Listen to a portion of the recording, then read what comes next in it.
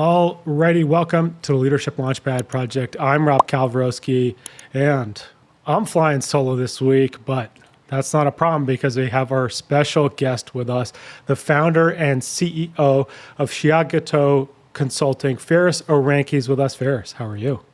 Hey, Rob, it's a real pleasure, and I leave no person solo. Don't worry, I'm here. We'll take care of it, and it's great to be with you, the listeners, the viewers today. Absolutely. And so we have to start off with a quote, as we always do.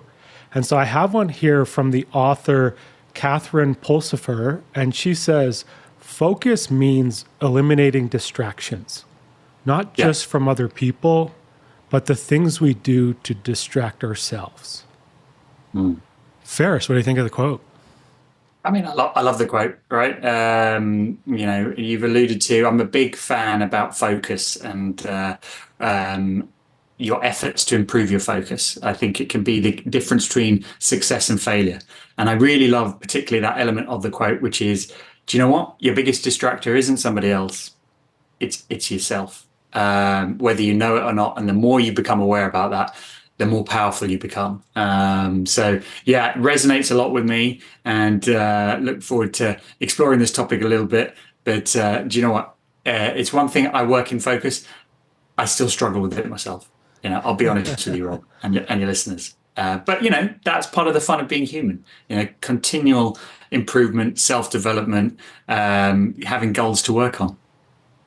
Totally. It's funny and sort of serendipitous because when I was at treatment yesterday, my wife went to library and she actually picked up a book around focus and was telling me about it on the car ride home. And it was basically like there was the author went to Graceland with his son. And the point was to leave their phones kind of off and then just be on it for like 1 hour a day in the evening.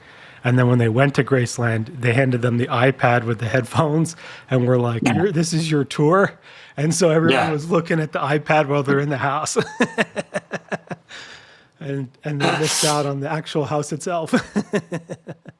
It's all those people who go to concerts and film the concerts and don't actually enjoy the concert.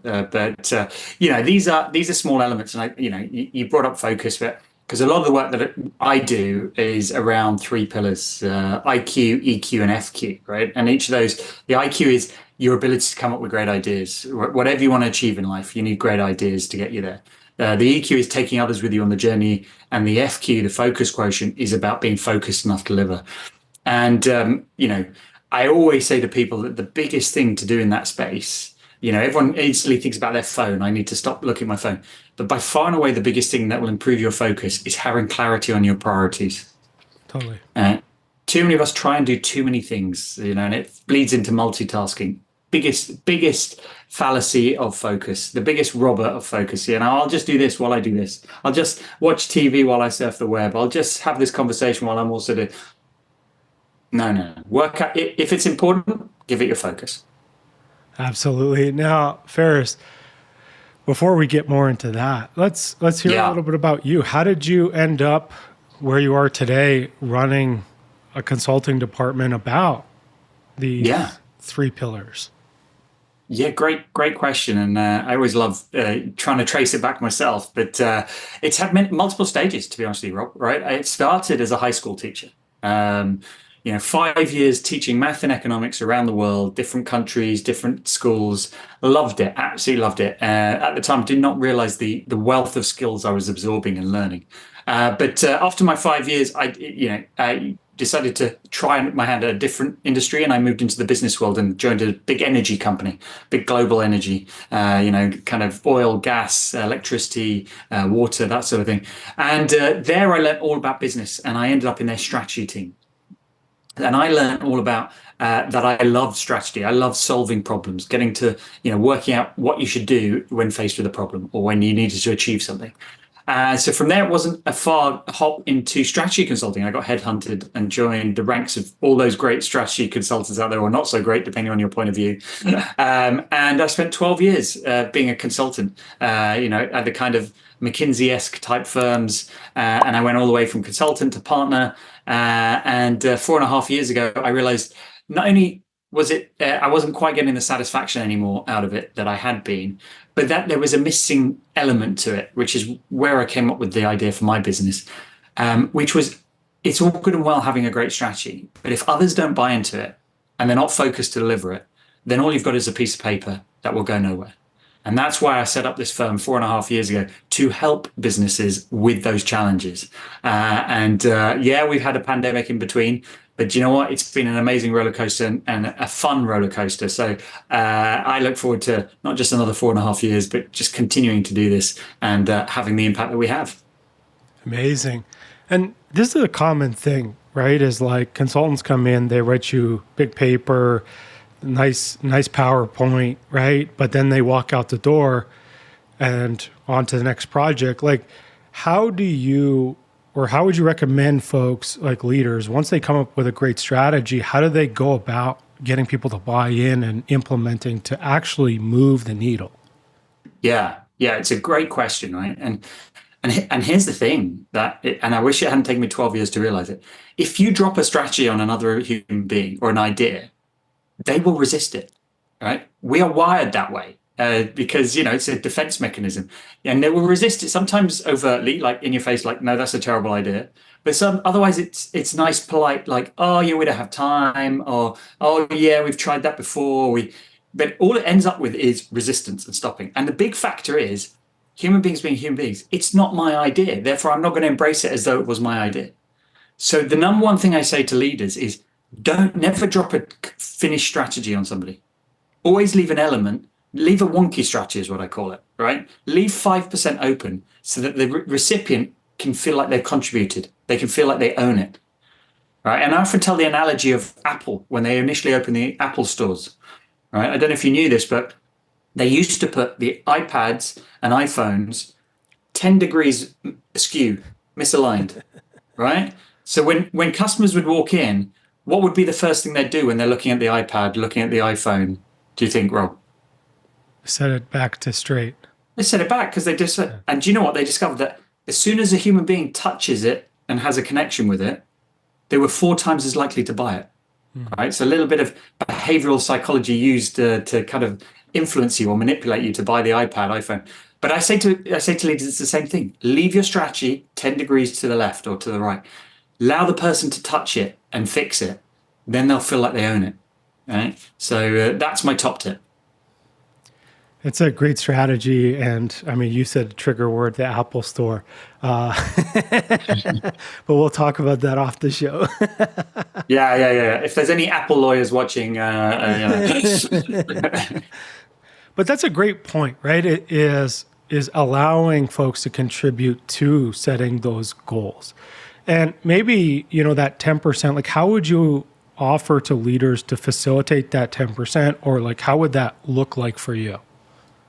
Yeah, so I often say there's 3 stages of an idea, right? There's the open stage. So an open meeting is where you literally have a blank piece of paper and say, look, I welcome all your ideas. And a lot of leaders are nervous of that. They're like, why would I go and engage the shop floor with a blank piece of paper? And then the other end is, hey, here's the idea, and it's what I call a closed meeting. Here's the idea. You're just gonna, I want you to run with it now. But there is this bit in between, which I call the half open meeting, where you take an idea or 2 ideas, like maybe 2 or 3 options. You say, which option do you prefer?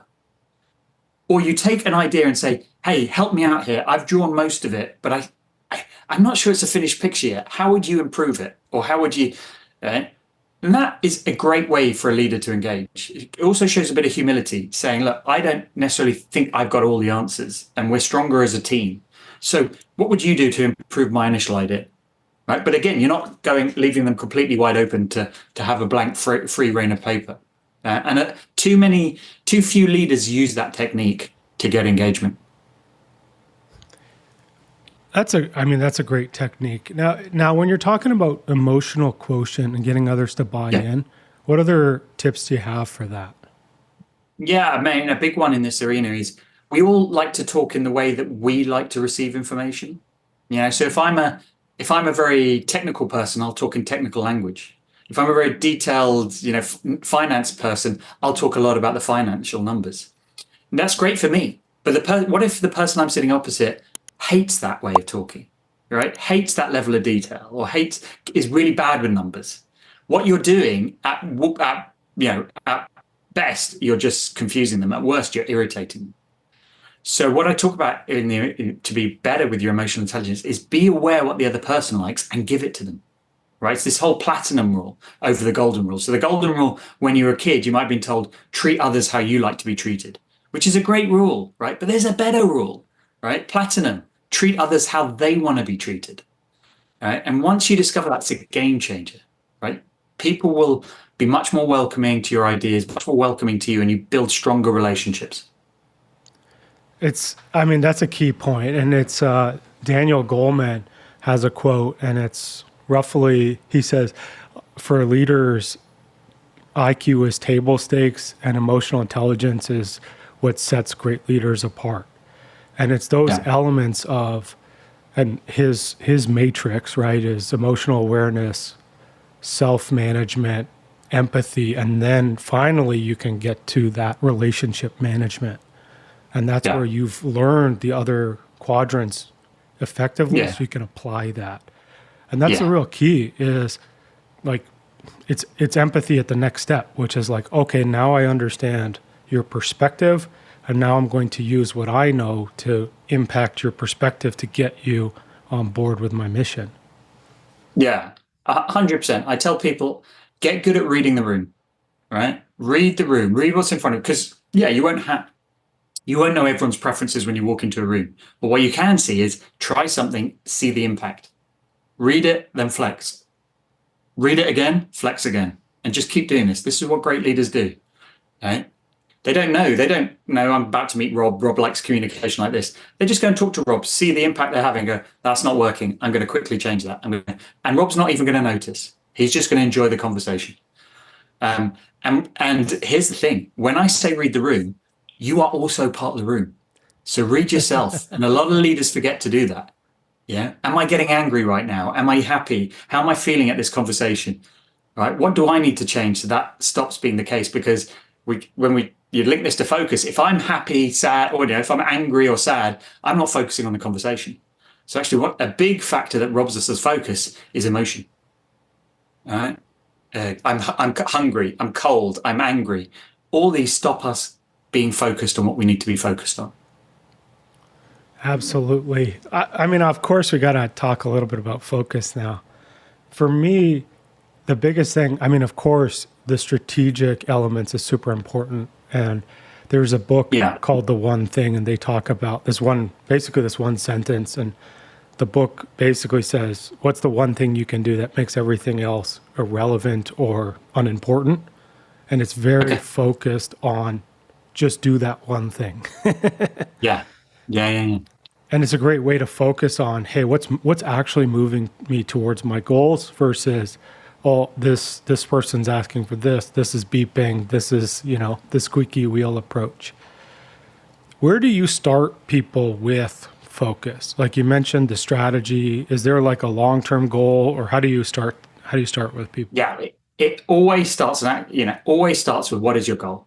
Right? It could be short-term goal. What do you want to achieve out of this meeting, to long-term goal? What do you want to achieve in the next 3-5 years? If we don't have that clarity, let's spend time there, because that is super important. I often quote, there's a great quote from Albert Einstein, which basically goes along the lines of, if I only had an hour to save the world from imminent danger, I'd spend at least 55 minutes working out what the problem is, because then it's easy. But too many people spend 55 minutes doing. Right. So I always say to people, let's take the time here. Let's really work out what your goal is. What's your problem?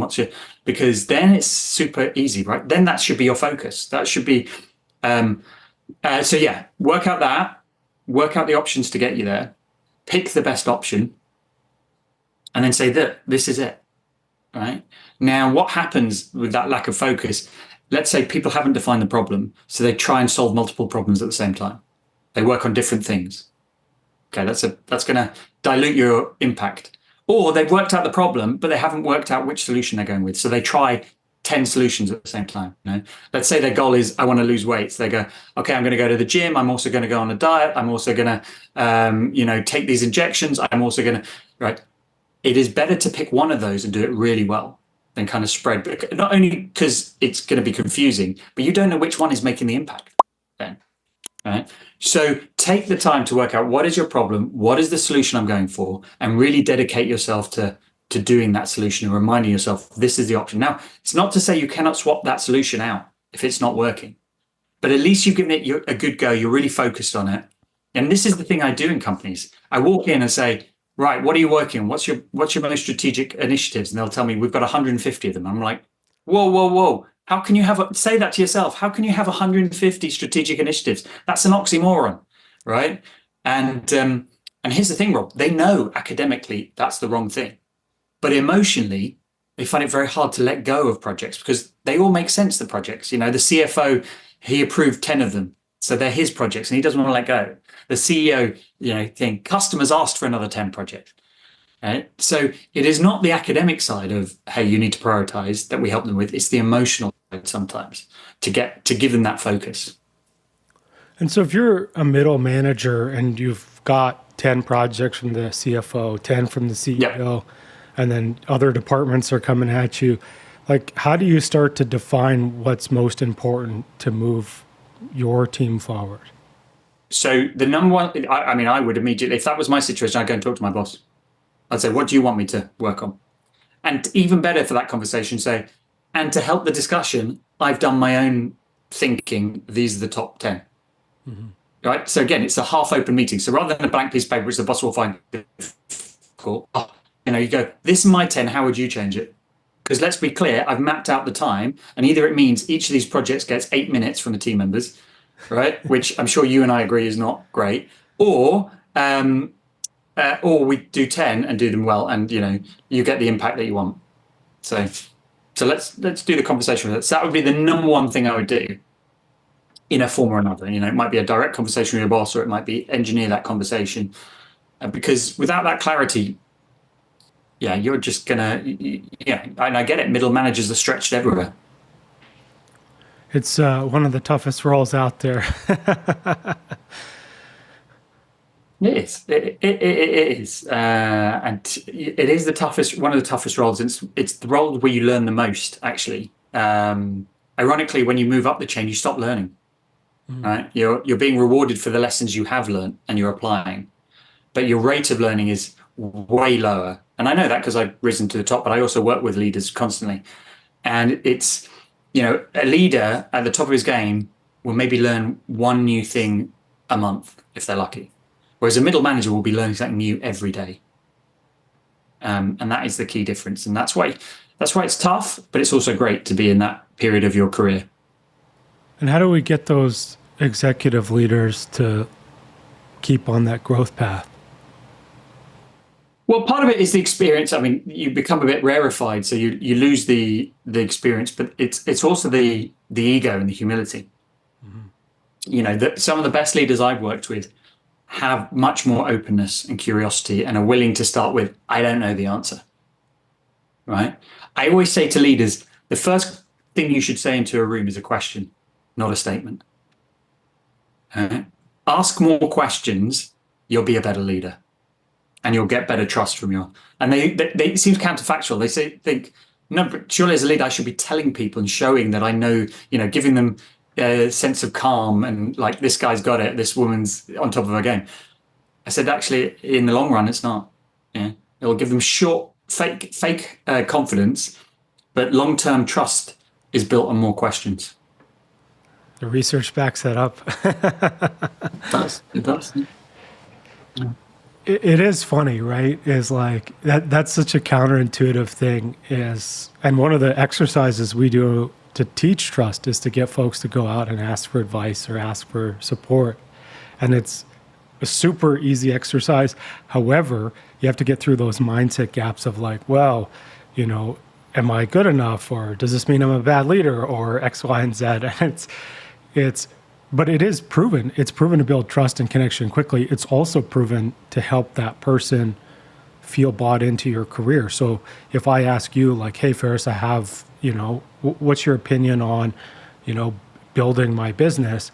Now you actually want me to succeed. And it's a cool hack for success is if folks go out there and start applying that strategy, it's Yeah. now you're gonna have more folks in your corner. Yeah, yeah, exactly, right. It's immensely, like you say, counterintuitive, but really, really powerful. And it's really funny when I reflect on it. Podcasts, right? You're a podcast host.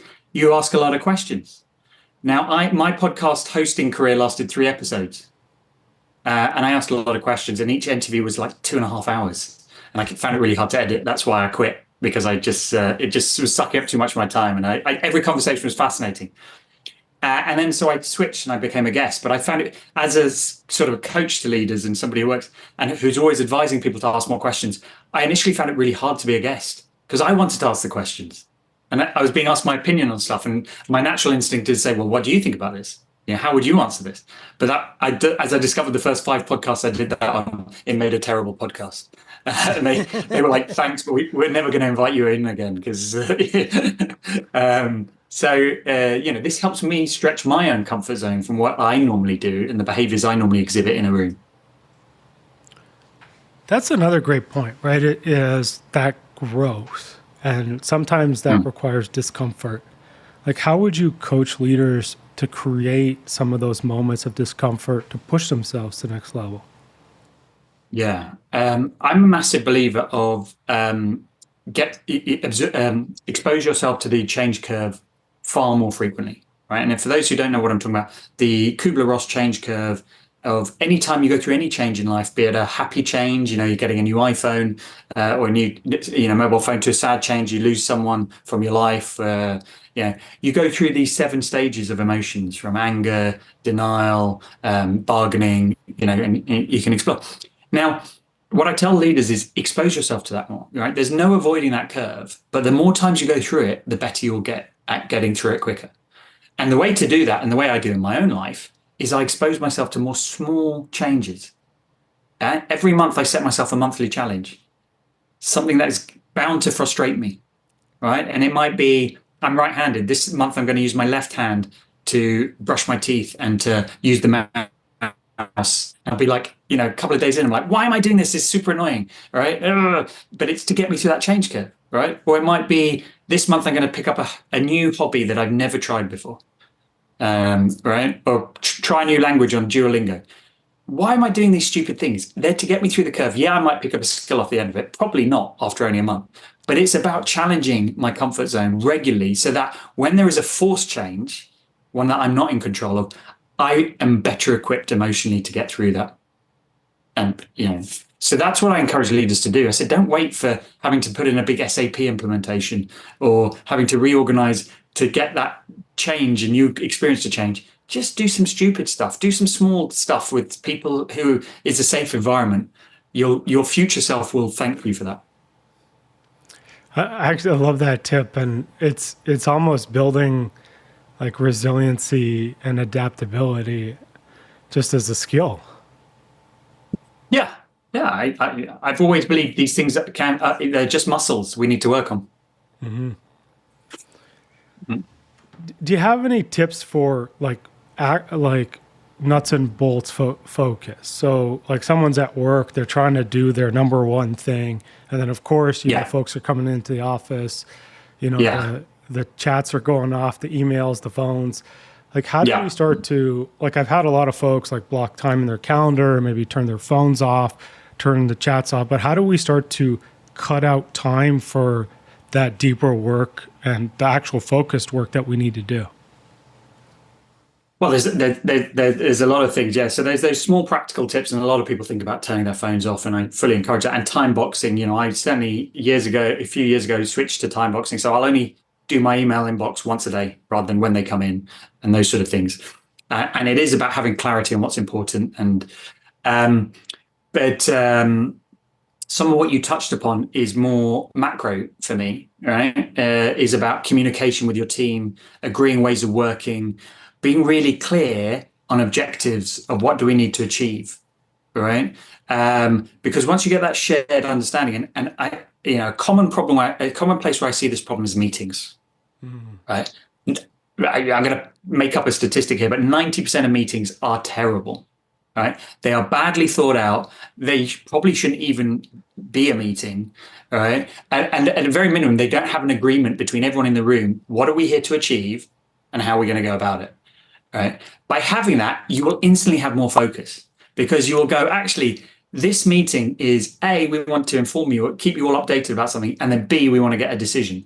Now, actually, A and B require different people to be in the room. So instantly we can free up 10 people so they don't need to.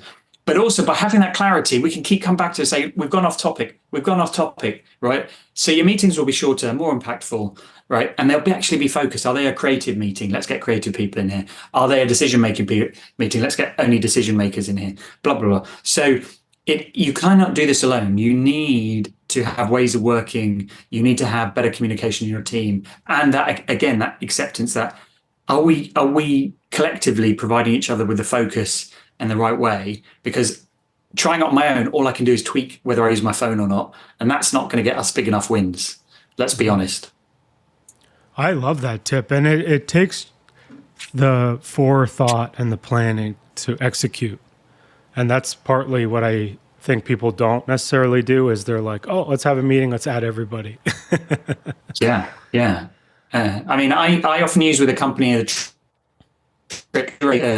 meetings, right? I don't know if you've heard of zero-based accountancy, which is where you only add in things if you need them rather than take last year's budget and say, how do we change it? You start with a blank piece of paper. So I say to people, cancel all meetings in this company, right? Particularly those ones that have always been long-standing.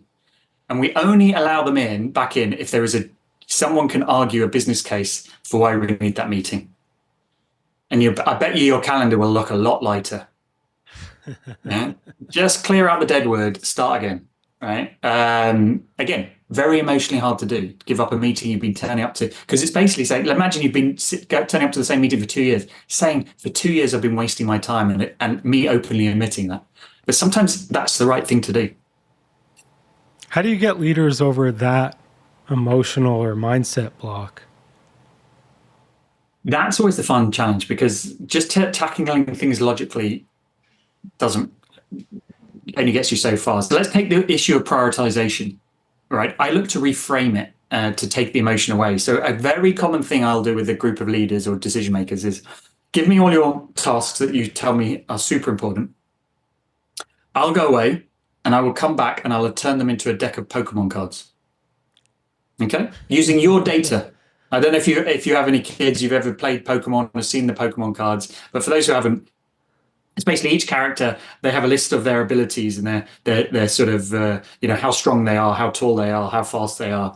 Okay, and these two Pokemon fight it out, and the one with the highest stat wins. So I'll turn their projects into Pokemon cards with a picture and the stats, but crucially the data is their own data. Okay, this project will take this long, it will involve this many people, it will deliver this benefit. And I'll say, we're going to spend the next hour playing Pokemon. Literally, we're going to play like the kids do. Get your card out. Does my card beat your card? My card wins. And do you know what happens after an hour? The terrible projects keep losing. Yeah. Because their stats are really low. And they'll say, this isn't fair. My cards are really bad. I said, no, it's not fair because that card is terrible. So let's just get rid of it. Let's take it out of the game so you have a better deck. Right? You do that. What we're doing is reframing. We're taking the emotion. We're gamifying. We're bringing back and invariably, every time that helps us get from 150 down to about 30. Right? So I'm forever introducing techniques like this that they often look at me crazy, like, why are we about to do this? And I'm like, trust me, I'm going to help you see something in a different way. I'm going to help you get through that emotional barrier so you can be more effective out the back of it. You're definitely not tackling millennials with that one.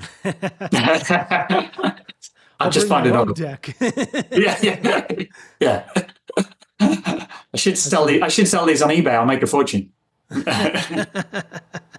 I love that idea. That's so creative and fun. Yeah, and this is where I referenced my school teacher days. A lot of my creativity comes from that. If I go back to those days, Rob, I was a high school teacher teaching high school math and economics, particularly the math. Right? Economics was fine because it was an elective and kids chose to do it. But the math, every child had to study it. And you know what kids are like with math? Half of them love it, half of them hate it. It's the kids who hate it that you really learn to be a good teacher. Because how do I get a child who hates something and has told their brain that they hate it to engage? And And it was largely by having fun, by simplifying it, changing how they looked at it. And by the time I got into the boardroom, I was like, why would I stop doing that when it's so successful with kids? Surely, with a CEO and a CFO, it'll be just as successful. These guys are, and it is. So I keep doing it. What are some other fun tips that you have for folks to bring that fun to work? So don't be, I mean, it's about fun and it's about simplification, right? Be the person who simplifies things. If you can simplify things for other human beings, you will be adored, right? But it's the old Mark Twain quote, right? I wrote you a long letter because I didn't have time to write you a short letter. Simplification takes time and effort, right? It is really hard to get a complex thing. And the best way is to go and tell 100 people. By the time you've told 100 people, you'll have told it, you will have found easier ways to say it. And actually you'll have sharpened your own understanding. So yeah, walk into a room with a really simple way of explaining everything, right? Use a game to reinforce, either to change the emotion out of it or to reinforce the learning behind it, right? And that game can be anything, right? It could be stand up, sit down, go and find somebody else who thinks like this, stick a post-it on your forehead. However much trust you have with the group will depend on how wacky your game can be. But it is there to both sort of reinforce that learning and the simplification. Amazing. Faris, a few more questions and we'll get you out of here. So sure. First one we love is, what are some of the top leadership skills that leaders need to be successful in 2024 and beyond? Yeah, I think we've covered some of them. Some are long-term skills like the listening, the humility. If we put it specifically for 2024, we think about the major things that are coming or already here, such as generative AI, Gen A. We now have Gen A, not Gen Z anymore, right? I think apply that curiosity and humility. And what I mean by that is I often work with leaders on generative AI. Most of them have never touched it, right? Because they're at that high level that they don't need to day-to-day try out ChatGPT. They might have tried it at home with their kids or something, but they're not using it, right? So therefore they have a lack of awareness and a fear. So when people are talking about it, they're only talking about it, they're only understanding it to a surface level. So with leaders, it's that challenge thing. I say, right, today's meeting, you're going to use ChatGPT. Instead of giving us your opinion, you're going to be the person using ChatGPT to give your opinion. Right. And I said, there's two things out of this. One, we get a different opinion in the room. B, it's helping you get exposed to this new technology that you need to sooner. And the next meeting, we'll swatch you. Instead of person A, person B, you're going to be the ChatGPT thing. So you shouldn't need me. Find ways to expose yourself to these technologies. And it could be whatever. In 5 years, it might be another technology. But you don't want to have to rely on something secondhand without at least getting, a little bit of awareness of it. And I guess in a similar way, it's the same with the next generations, right? Spend more time there, ask more questions with them so that you don't see them as aliens and you kind of understand their point of view will make you better when you come to make decisions as the leader. I wasn't even ready for Gen A yet. Well, I only say that because I'm beginning to work with a few Gen A's and, I realized with some of my thinking and some of my references, Rob, let's be honest, are outdated. When I do film quotes from the 80s and 90s, they just look at me like, what, I did a film quote from the 2000s the other day and when somebody in the room looked at me blankly and I was like, okay, I need to get a little more into their world to be effective. I still, and for folks out there, if you watch my TED Talk, I still do 90s action movies and 90s music. But you're totally right. I think we got to update ourselves to the new frontier. We do occasionally. It's painful to admit sometimes, but that's okay. Again, that's the change curve, right? Get through it. Faris, this is our fun question we love to ask. Okay. With all the work that you do, what do you want your legacy to be? I'm laughing to myself because somebody asked me this earlier today, unprompted.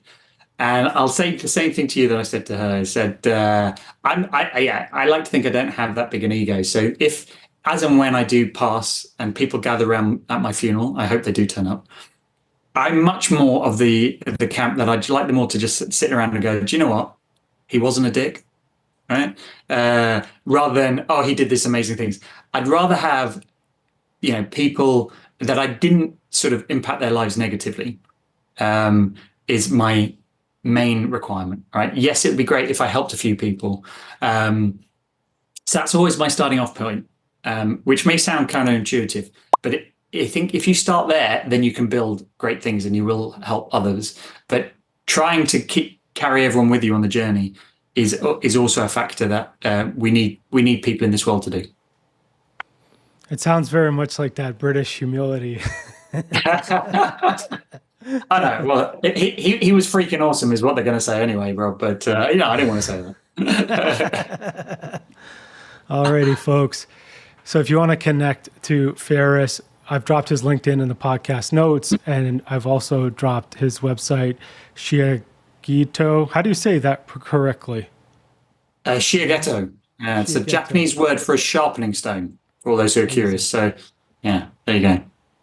Yeah, and so shiageto.com. That's also in the podcast notes if folks want to find you. Is there anywhere else you want folks to find you, or anything new that you're working on that people want to know? Hey, I'm working on loads of things, but those are the two great places to find out more about me, my company, particularly LinkedIn. I post every day. I blog once a week. I do great podcasts like this, Rob. So come join the conversation. I respond to everything. So look forward to hearing from everyone.